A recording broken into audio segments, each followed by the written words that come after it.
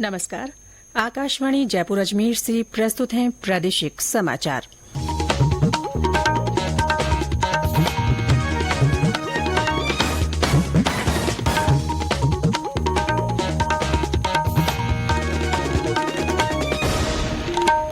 मुख्य समाचार। लोकसभा चुनाव के 5वें चरण में आज 49 सीटों पर मतदान। केंद्रीय मंत्री राजनाथ सिंह और स्मृति ईरानी सहित कांग्रेस नेता राहुल गांधी की प्रतिष्ठा दांव पर। समूचा प्रदेश भीषण गर्मी की चपेट में। 8 शहरों का तापमान 46 डिग्री सेल्सियस से ऊपर दर्ज। मुख्य सचिव सुधांशु पंत ने भीषण गर्मी और हीट वेव को देखते हुए आवश्यक सेवाओं का नियमित रूप से निरीक्षण करने को कहा। और राजस्थान बोर्ड की 12वीं कक्षा का परीक्षा परिणाम आज। तीनों संकायों का एक साथ जारी होगा नतीजा।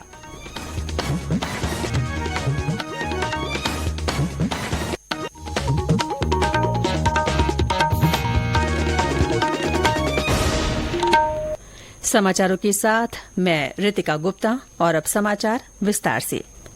लोकसभा चुनाव के 5वें चरण के तहत आज 6 राज्यों और 2 केंद्र शासित प्रदेशों की 49 सीटों पर मतदान हो रहा है। इनमें उत्तर प्रदेश की 14, महाराष्ट्र की 13, पश्चिम बंगाल की 7, बिहार और ओडिशा की 5-5, झारखंड की 3 और जम्मू कश्मीर तथा लद्दाख की 1-1 सीट शामिल है।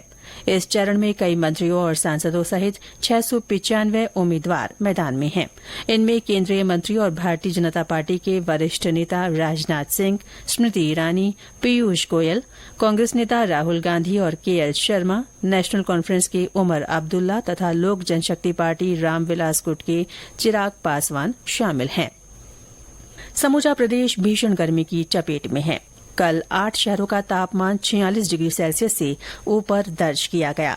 वहीं 19 शहरों में दिन का तापमान 45 डिग्री रिकॉर्ड हुआ। दिन के साथ ही रात के तापमान में बढ़ोतरी से जनजीवन पर व्यापक असर पड़ा है। मौसम विभाग के अनुसार पिछले 24 घंटों में श्रीगंगानगर प्रदेश का सबसे गर्म शहर रहा। वहां पारा 46.7 डिग्री सेल्सियस पर पहुंच गया। हमारे संवाददाता ने बताया कि प्रचंड गर्मी से लोग बेहाल हैं।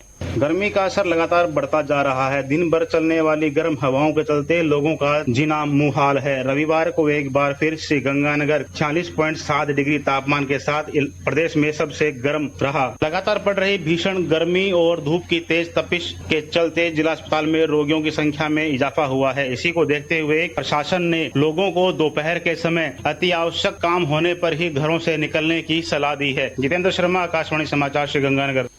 12 के अंता में भी दिन का तापमान 46.7 डिग्री सेल्सियस रहा। वहां पशु पक्षी भी इस भीषण गर्मी से व्याकुल हो रहे हैं।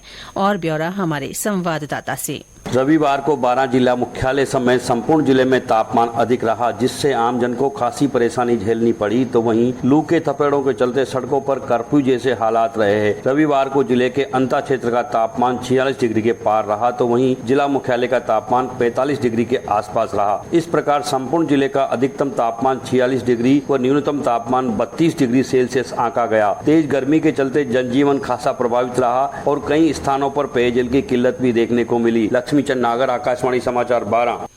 जोधपुर में कल की रात इस सीजन की सबसे गर्म रात रही। वहां रात का तापमान 33 डिग्री सेल्सियस से ऊपर दर्ज किया गया। मौसम विभाग के अनुसार धौलपुर और जालौर में 46.5, सीकर के फतेहपुर और कोटा में 46.2 तथा करौली और पिलानी में अधिकतम तापमान 46.1 डिग्री सेल्सियस दर्ज हुआ। भरतपुर, अलवर, जयपुर, बाड़मेर, जैसलमेर, जोधपुर, फलौदी, चूरू, डूंगरपुर और हनुमानगढ़ में दिन का तापमान 45 से 46 डिग्री सेल्सियस के बीच बना रहा। विभाग ने अगले कुछ दिनों तक हीट वेव जारी रहने की संभावना व्यक्त की है। आगामी 3 दिनों तक तापमान में विशेष परिवर्तन नहीं होने और जोधपुर तथा बीकानेर संभाग और शेखावाटी क्षेत्र में कहीं कहीं तेज लू चलने की चेतावनी जारी की है। मौसम केंद्र जयपुर ने बच्चों और बुजुर्गों को बाहर धूप में नहीं निकलने और ORS तथा पेय पदार्थों का अधिक से अधिक इस्तेमाल करने की सलाह दी है। साथ ही किसानों को फसलों का सुरक्षित भंडारण करने और पालतू पालतू पशुओं को लू से बचाने का सुझाव दिया गया है। इस बीच कल प्रदेश में कई स्थानों पर आंधी के साथ बूंदाबांदी होने से लोगों को गर्मी से कुछ राहत मिली। जयपुर, नागौर, सवाईमाधोपुर, बालोतरा, दौसा, भरतपुर और जैसलमेर सहित विभिन्न स्थानों पर दोपहर बाद धूल भरी आंधी के साथ बूंदाबांदी हुई। ये समाचार आकाशवाणी जयपुर अजमेर से प्रसारित किए जा रहे हैं। मुख्य सचिव सुधांशु पंत ने प्रदेश में भीषण गर्मी और हीट वेव को देखते हुए अधिकारियों को पानी, बिजली और चिकित्सा जैसी आवश्यक सेवाओं का नियमित रूप से निरीक्षण करने के निर्देश दिए हैं। कल जयपुर में वीडियो कॉन्फ्रेंसिंग के जरिए संभागीय आयुक्तों और जिला कलेक्टरों तथा प्रशासनिक अधिकारियों की समीक्षा बैठक में श्री पंत ने कहा कि सभी अधिकारी जनता की आकांक्षाओं के अनुरूप धरातल पर रहकर काम करें। उन्होंने कहा कि अनियमितता पाए जाने पर अधिकारी अपने क्षेत्र की व्यवस्थाओं के लिए उत्तरदायी होंगे। मुख्य सचिव ने गांवों में रात्रि चौपाल लगाने को कहा और बिजली की सुचारू आपूर्ति के निर्देश दिए। आने वाले दिनों में तापमान में और बढ़ोतरी होने के आसार को देखते हुए उन्होंने पत्र पत्रिकाओं और सोशल मीडिया पर एडवाइजरी का अधिक से अधिक प्रचार प्रसार करने की बात कही। राजस्थान माध्यमिक शिक्षा बोर्ड की 12वीं कक्षा का परीक्षा परिणाम आज जारी किया जाएगा। बोर्ड सचिव कैलाश चंद्र शर्मा ने बताया कि दोपहर बाद तीनों संकायों के परिणाम एक साथ घोषित किए जाएंगे। इसमें कला, विज्ञान और कॉमर्स में कुल 8,66,000 से अधिक विद्यार्थी इन परीक्षाओं के लिए पंजीकृत थे। परीक्षा परिणाम बोर्ड की वेबसाइट पर उपलब्ध रहेगा। बोर्ड इतिहास में ये दूसरा मौका होगा जब तीनों संकायों के परिणाम एक साथ जारी किए जाएंगे। इससे पहले कोरोना काल में तीनों विषयों का एक साथ रिजल्ट आया था। जोधपुर जैसलमेर बाईपास पर कल सड़क किनारे काम कर रहे 3 मजदूरों की बेकाबू ट्रक की टक्कर से मृत्यु हो गई। हादसे के बाद ट्रक चालक मौके से फरार हो गया। पुलिस ने बताया कि दुर्घटना के शिकार लोग तिलवाड़िया फाटा के पास रिंग रोड पर फेंसिंग लगाने का काम कर रहे थे। ट्रक चालक की तलाश की जा रही है। बांसवाड़ा में बागीदोरा सड़क मार्ग पर गलत साइड से आ रहे एक डंपर ने मोटरसाइकिल को टक्कर मार दी। हादसे में मोटरसाइकिल सवार भाई बहन की मृत्यु हो गई और एक महिला गंभीर रूप से घायल हो गई। डंपर चालक मौके से फरार हो गया, जिसकी तलाश की जा रही है।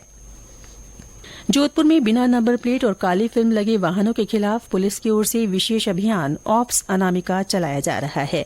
जोधपुर ग्रामीण के पुलिस अधीक्षक धर्मेंद्र सिंह ने बताया कि इस अभियान के तहत जिले के प्रत्येक थाने में बीट कांस्टेबल को टास्क दिया गया है कि वह सर्वे करके अपने क्षेत्र में ऐसे वाहनों को चिन्हित करें और उनके विरुद्ध नियम अनुसार कार्रवाई करें। जिले के बिलाड़ा, पेपाड़ शहर, बालेसर और शेरगढ़ पुलिस थानों में अभियान के तहत कल बड़ी संख्या में चालान काटे गए और वाहनों की धरपकड़ की गई। किर्गिस्तान में पढ़ रहे बाहरी देशों के विद्यार्थियों पर स्थानीय लोगों द्वारा हाल के हमलों को देखते हुए भारतीय विद्यार्थियों के अभिभावकों की चिंता बढ़ गई है। वहां राजस्थान के बांसवाड़ा, दौसा और नागौर जिले के कई विद्यार्थी मेडिकल की पढ़ाई कर रहे हैं। छात्रों से हिंसा के मामले में विधायक हनुमान बेनीवाल ने सरकार से दखल देने और प्रभावित विद्यार्थियों की मदद का आग्रह किया है। सोशल मीडिया पोस्ट में श्री बेनीवाल ने मुख्यमंत्री कार्यालय और विदेश मंत्रालय से घटना को गंभीरता से लेने की अपील की है। सवाईमाधोपुर जिले में शुद्ध आहार मिलावट पर वार अभियान के तहत चिकित्सा विभाग की ओर से कल चौथ का बरवाड़ा में सरस से मिलते जुलते घी के ब्रांड बेचने वालों के खिलाफ कार्रवाई की गई।